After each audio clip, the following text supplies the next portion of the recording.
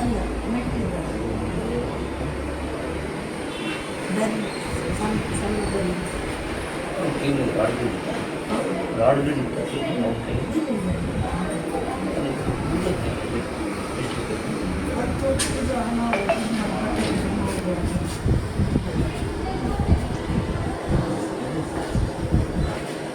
ಅವ್ರದ್ದು ಏನು ಜೆರಾಕ್ಸ್ ಇದು ಲ್ಯಾಮಿನೇಷನ್ ಏನು ಮಿಸ್ಟೇಕ್ ಆಯಿತಾ ಆವಾಗಲೇ ಅವ್ರಿಗೆ ಇಂಟಿಮೇಷನ್ ಕೊಟ್ಟು ಅವರು ದುಡ್ಡು ಡಿಮಾಂಡ್ ಎಲ್ಲ ಮಾಡಿದ್ರು. ನೀವು ಬನ್ನಿ ಇಲ್ಲಿ ಅಂತ ಈ 1 ಗಂಟೆ ನಂತರದಲ್ಲಿ they have planned to do something. ಏನೋ ಮಾಡಬೇಕಂತ ಹಠದಲ್ಲೇ ಬರುವಾಗಲೇ ಇಲ್ಲ ಅವ್ರು ಮಾತ್ರ ಬರ್ಬೋದಿತ್ತಲ್ಲ, ಇಷ್ಟು ಜನ ಇಟ್ಕೊಂಡು ಬರುವಾಗಿತ್ತು.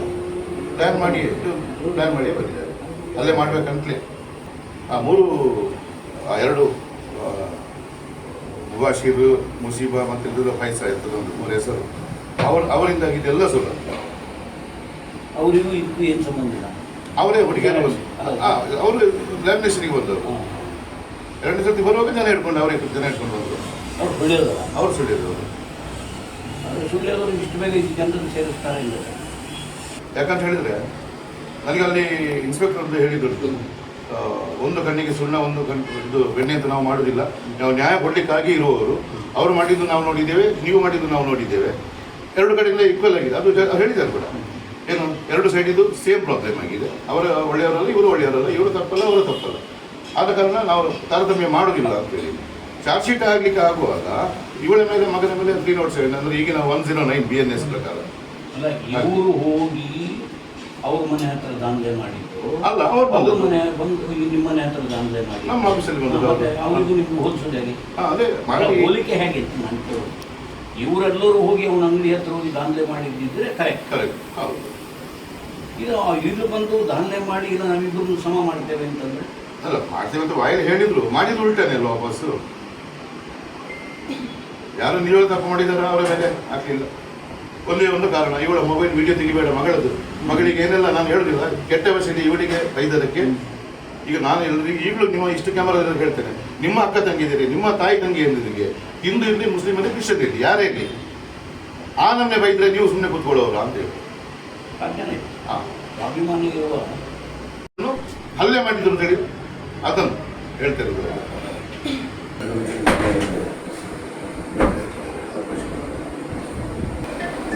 ಆಪರೇಷನ್ ಆದಮೇಲೆ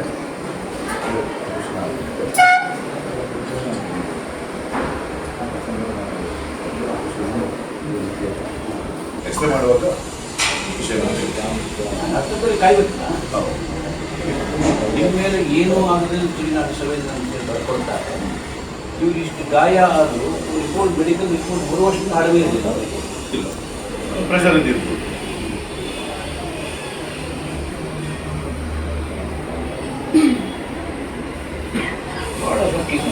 ಭಾಳ ಸೊಕ್ಕಂದರೆ ಹೆಣ್ಮಗಳ ಮೇಲೆ ಹಲ್ಲೆ ಮಾಡಬಹುದು ಮತ್ತು ಅದನ್ನು ಜೀರ್ಣಿಸ್ಕೊಳ್ಬಹುದು ಅನ್ನೋ ಪರಿಸ್ಥಿತಿ ಉಂಟಲ್ಲ. ಪುತ್ತೂರಿನ ಭವಿಷ್ಯತ್ತಿನ ಭಯಾನಕ ಕುರುಹುಗಳು. ಹೆಣ್ಮಗಳ ಮೇಲೆ ಇಷ್ಟು ಹಲ್ಲೆ ಮಾಡಿದರೂ ಕೂಡ ಅಧಿಕಾರಿಗಳು ಅದನ್ನು ನಿರ್ಲಕ್ಷ್ಯ ಮಾಡ್ತಾರೆ ಅಂತ ಹೇಳಿದ್ದಾರೆ. ತಾಯಿಯನ್ನು ಸಂರಕ್ಷಣೆ ಮಾಡಲಿಕ್ಕೆ ಹೋದ ಮಗನ ಮೇಲೆ ಅವನ ನಿರ್ಲಕ್ಷ್ಯ ಅವತ್ತೇ ಅರೆಸ್ಟ್ ಮಾಡಿ ರಾತ್ರಿ ಅರೆಸ್ಟ್ ಮಾಡಿಕೊಳ್ಳಲಿಕ್ಕೆ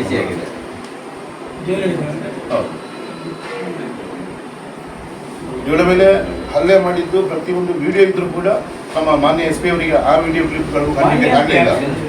ಅಲ್ಲ, ಹೇಳಬೇಕಲ್ಲ ಅವರಿಗೆ ಆ ಕ್ಲಿಪ್ಗಳು ಯಾವುದು ಬೇಡ. ನಾವು ಕಾನೂನಿಗೆ ಮರ್ಯಾದೆ ಕೊಡುವುದು ಬಹಳ ಜಾಸ್ತಿ, ಅವಶ್ಯಕತೆಗಿಂತ ಹೆಚ್ಚು ಕೊಡುವುದರಿಂದ ಇದು ಮಿತಿ ಮೀರ್ತಾ ಹೇಳುವುದೇನೂ ಇಲ್ಲ, ಎಲ್ಲವೂ ಜಗಜ್ಜಾಹಿರು. ಮೊನ್ನೆ ದಿನ ನಡೆದಿರುವ ಘಟನೆ ಅನಿರೀಕ್ಷಿತ ಅಲ್ಲ.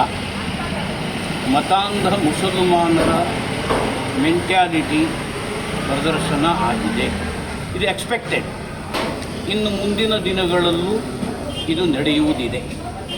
ಇದಕ್ಕೆ ಕಾರಣ ಮತ್ತಿನ್ಯಾವುದೂ ಅಲ್ಲ, ಡೆಮೋಗ್ರಫಿಕಲ್ ಇಂಬ್ಯಾಲೆನ್ಸ್. ಜನಸಂಖ್ಯೆಯ ವೈಪರೀತ್ಯದಿಂದಾಗಿ ಸೊಕ್ಕಿ ಹೋದ ಮತಾಂಧ ಶಕ್ತಿಗಳು ಸಮಾಜದ ಎಲ್ಲ ರಂಗಗಳ ಮೇಲೆ ಹಿಡಿತವನ್ನು ಸಾಧಿಸುವಂತಹ ಪ್ರಯತ್ನದ ಒಂದು ಭಾಗ ನಿನ್ನೆಯ ಆ ಆಕ್ರಮಣ ಇದು ಒಂದು ಯೋಜಿತವಾದಂತಹ ಎಕನಾಮಿಕಲ್ ಟೆರರಿಸಮ್. ಹಿಂದೂಗಳು ಪುತ್ತೂರಿನ ವ್ಯಾಪಾರಿ ಕ್ಷೇತ್ರದಿಂದ ಹಿಂದಕ್ಕೆ ಸರಿಬೇಕು ಅನ್ನುವ ಹಿನ್ನೆಲೆಯನ್ನು ಇಟ್ಟುಕೊಂಡು ಪ್ರಾರಂಭವಾಗಿರುವಂತಹ ವಾಣಿಜ್ಯ ಭಯೋತ್ಪಾದನೆಯ ಕೃತ್ಯದ ಮೊಟ್ಟ ಮೊದಲನೆಯ ಘಟನೆ ಮೊನ್ನೆಯ ಪೈಗಳ ಮೇಲೆ ನಡೆದ ದಾಳಿ. ಬುದ್ಧಿ ಇಲ್ಲದವನೂ ಕೂಡ ಯೋಚನೆ ಮಾಡಿದರೆ ಅರ್ಥ ಆಗ್ತದೆ. ಜೆರಾಕ್ಸ್ ಅಂಗಡಿಯಲ್ಲಿ ಯಾವುದೋ ಒಂದು ಸಣ್ಣ ಚೀಟಿ ಸುಟ್ಟೋಯ್ತು, ಅದಕ್ಕೆ ಭಾರಿ ಬೆಲೆ ಇತ್ತು, ಸತ್ಯ ಒಪ್ತೇನೆ. ಕ್ಷಣಾರ್ಧದ ಒಳಗಾಗಿ ನೂರಾರು ಜನ ಬಂದು ದಾಳಿಯನ್ನು ಮಾಡುವುದರ ಹಿಂದೆ ಇದ್ದ ದುರುದ್ದೇಶ ಏನು ಅನ್ನುವುದು ಮೊದಲು ಬಯಲಾಗಬೇಕು. ಗೂಂಡಾಗಿರಿಯನ್ನು ಮಾಡುವುದನ್ನೇ ದಂಧೆ ಮಾಡಿಕೊಂಡ್ರೆ ಯಾರೂ ಯಾವುದರಲ್ಲಿಯೂ ಕಡಿಮೆ ಇಲ್ಲ. ಇದೇ ಮುಂದುವರೆದರೆ ನಾಳೆ ಪುತ್ತೂರಿನಲ್ಲಿ, ದಕ್ಷಿಣ ಕನ್ನಡ ಜಿಲ್ಲೆಯಲ್ಲಿ ಸಾಮಾಜಿಕ ಶಾಂತಿ ಉಳಿಲಿಕ್ಕೆ ಸಾಧ್ಯ ಇದೆಯಾ? ಎಲ್ಲ ಅಂಗಡಿಗಳಲ್ಲೂ ಮಿಸ್ಟೇಕ್ಗಳು ಆಗಿಯೇ ಆಗ್ತಾರೆ. ಅದಕ್ಕೆ ಉತ್ತರ ಗೂಂಡಾಗಿರಿ, ಹಲ್ಲೆ ಅನ್ನುವುದೇ ಆದರೆ ನಾಳೆ ರಸ್ತೆಗಳಲ್ಲಿ ಕಾದಾಟ ಆರಂಭ ಆಗಬಹುದಲ್ಲ. ಸಾಮಾಜಿಕ ಪ್ರಜ್ಞೆ ಇರುವವರು ಇದರ ಬಗ್ಗೆ ಬಹಳ ಎಚ್ಚರಿಕೆಯಿಂದ ಗಮನಿಸಬೇಕು, ಇದನ್ನು ಇಲ್ಲೇ ಹತ್ತಿಕ್ಕಬೇಕು. ಈ ರೀತಿ ಸಾಮಾಜಿಕ ಭಯೋತ್ಪಾದನೆಯನ್ನು ಹುಟ್ಟುಹಾಕುವಂಥ ಕೃತ್ಯಕ್ಕೆ ರಾಜಕೀಯ ಕಾರಣಗಳಿಗಾಗಿ ಆಡಳಿತ ನಡೆಸುವವರು ಮೌನ ಬೆಂಬಲವನ್ನು ಕೊಡುವುದನ್ನು ಕೂಡ ಜಾಗೃತ ಸಮಾಜ ಸಹಿಸುವುದಿಲ್ಲ, ಯಾವ ಕಾರಣಕ್ಕೂ ಸಹಿಸುವುದಿಲ್ಲ. ಪೆಟ್ಟು ತಿಂದಂತಹ ಮಹಿಳೆಯ ಮೇಲೆ 307 ಕೊಲೆಯ ಯತ್ನದ ಪ್ರಕರಣ, ಯಾರು ಮೂಳೆ ಮುರಿದು ಆಸ್ಪತ್ರೆ ಸೇರಿದ್ದಾರೆ, ಕೃತ್ಯ ಎಸಗಿದವರ ಮೇಲೆ ಮೊಕದ್ದಮೆಯೇ ಇಲ್ಲ, ಬಂಧನವಂತೂ ಇಲ್ಲವೇ ಇಲ್ಲ. ಯಾರನ್ನು ತೃಪ್ತಿಪಡಿಸಲಿಕ್ಕೆ ಹೊರಟಿದ್ದಾರೆ ಅಧಿಕಾರಿಗಳು? ಓ ಜಮಾನ ಚಲೆಗೆಯೇ ಸಿಂಗಂ ವೇಷ ಹಾಕ್ಕೊಂಡು ಒಂದು ಸಮಾಜದ ಭಾವನೆಗಳನ್ನು ಹತ್ತಿಕ್ಕುವಂತಹ, ಒಂದು ಸಮಾಜದ ಸ್ವಾತಂತ್ರ್ಯವನ್ನು ಕಸಿಯುವಂತಹ, ಬಲಾತ್ಕಾರದ ಮೂಲಕ ಒಂದು ಸಮಾಜವನ್ನು ತುಳಿಯುವಂಥ ಹೇಯ ಕೃತ್ಯವನ್ನು ಎಸಗುವುದನ್ನು ಈ ಸಮಾಜ ಸಹಿಸುವುದಿಲ್ಲ, ಯಾವ ಕಾರಣಕ್ಕೂ ಸಹಿಸುವುದಿಲ್ಲ. ಒಬ್ಬ DC MP ಆಗಿ ಹೋದ, ಇನ್ನೊಬ್ಬ SP ಇನ್ನೇನೋ ಆಗಲಿಕ್ಕೆ ಚಮಚಗೈರಿ ಮಾಡೋದನ್ನು ಈ ಸಮಾಜ ಸಹಿಸುವುದಿಲ್ಲ. ಮಾಡುವುದಿದ್ದರೆ ನಿನ್ನೆ ಎಲ್ಲರ ಮೇಲೆಯೂ 307 ಹಾಕಬೇಕಾಗಿದ್ದು, ನೀವು ಪ್ರಾಮಾಣಿಕನೇ ಆಗಿದ್ದಿದ್ದರೆ.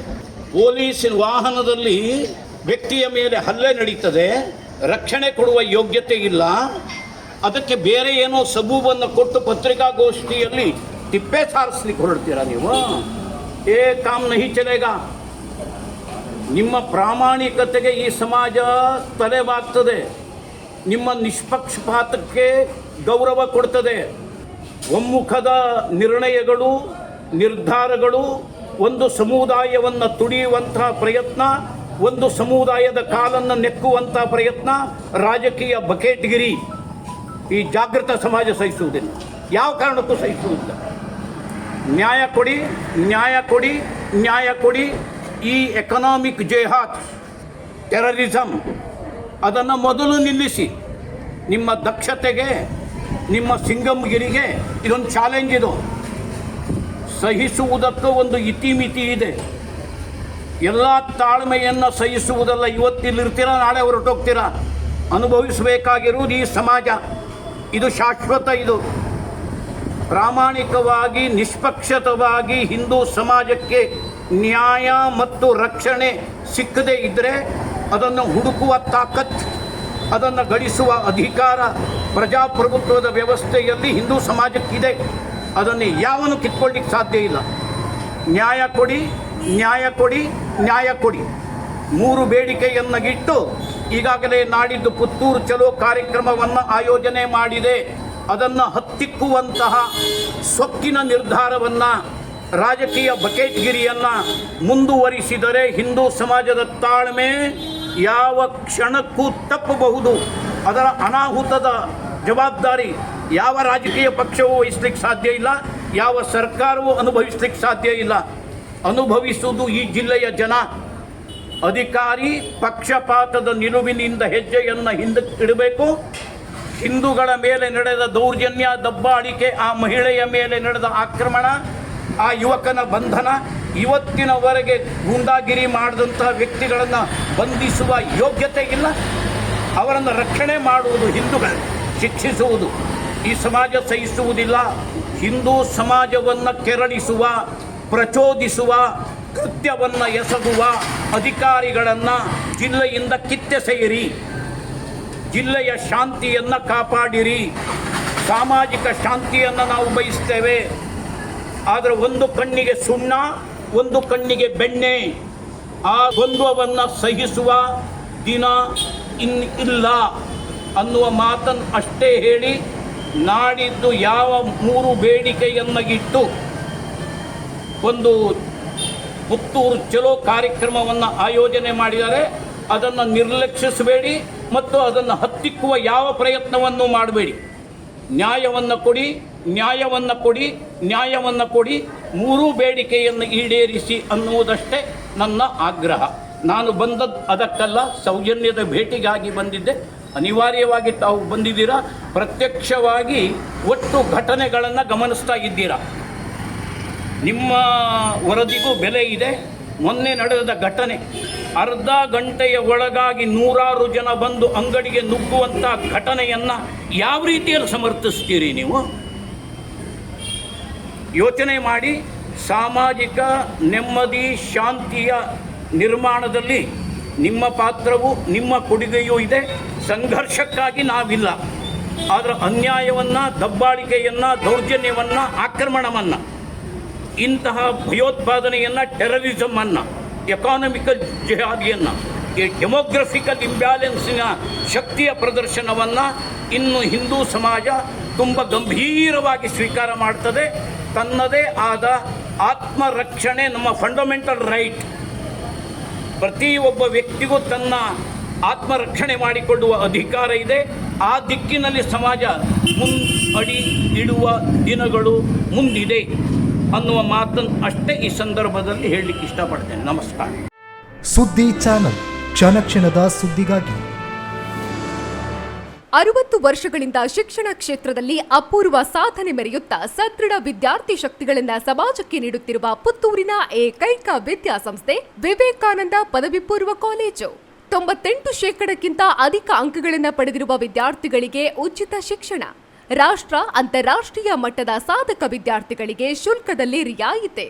ಅನುಭವಿ ಅಧ್ಯಾಪಕ ವೃಂದ, ವಿಶಾಲವಾದ ಪ್ರಯೋಗಾಲಯ, ಗ್ರಂಥಾಲಯ, ನೀಟ್, ಜೆಇಇ, ಸಿಇಟಿ ಹಾಗೂ ಸಿಎ ಫೌಂಡೇಶನ್ ಕೋರ್ಸ್ಗಳಿಗೆ ತರಬೇತಿ. ಐಎಎಸ್, ಐಪಿಎಸ್ ನಂತಹ ಸ್ಪರ್ಧಾತ್ಮಕ ಪರೀಕ್ಷೆಗಳಿಗೆ ತರಬೇತಿ. ವಾಣಿಜ್ಯ ವಿಭಾಗದ ವಿದ್ಯಾರ್ಥಿಗಳಿಗಾಗಿ ಸಿಎಸ್ಇಇಟಿ ಹಾಗೂ ಸರ್ಟಿಫಿಕೇಟ್ ಕೋರ್ಸ್ಗಳಿಗೆ ತರಬೇತಿ. ವಿಕಸನ ಟಿವಿ ಹಾಗೂ radio Panchajanya 90.8 FM. College bus ವ್ಯವಸ್ಥೆ, ಕ್ರೀಡೆಗೆ ಒತ್ತು ಕೊಟ್ಟು ವಿಶಾಲವಾದ ಕ್ರೀಡಾಂಗಣ. ವಿದ್ಯಾರ್ಥಿನಿಯರಿಗಾಗಿ ಕಾಲೇಜ್ ಕ್ಯಾಂಪಸ್ನಲ್ಲೇ ಪ್ರತ್ಯೇಕ ವಸತಿ ನಿಲಯಗಳು. ಅರ್ಹ ಬಡ ಪ್ರತಿಭಾವಂತ ವಿದ್ಯಾರ್ಥಿಗಳಿಗಾಗಿ ಹಲವು ವಿದ್ಯಾರ್ಥಿ ವೇತನಗಳು. ರಾಷ್ಟ್ರ, ಅಂತಾರಾಷ್ಟ್ರೀಯ ಮಟ್ಟದಲ್ಲಿ ವಿದ್ಯಾರ್ಥಿಗಳ ಸತತ ಸಾಧನೆ. ನಮ್ಮಲ್ಲಿ ಲಭ್ಯವಿರುವ ಕೋರ್ಸ್ಗಳು: ವಿಜ್ಞಾನ ವಿಭಾಗ, ಪಿಸಿಎಂಬಿ, ಪಿಸಿಎಂಸಿ, ಪಿಸಿಎಂಎಸ್, ಪಿಸಿಎಂಎ. ವಾಣಿಜ್ಯ ವಿಭಾಗ, ಎಸ್ಸಿಬಿಎ, ಎಸ್ಸಿಬಿಎ, ಇಸಿಬಿಎ. ಕಲಾ ವಿಭಾಗ, ಎಚ್ಇಪಿಎಸ್. ವಿವೇಕಾನಂದ ಪದವಿ ಪೂರ್ವ college, Nehru Nagar, Puttur. 8073700468 8105072386. Website www.vivekanandapuc.com.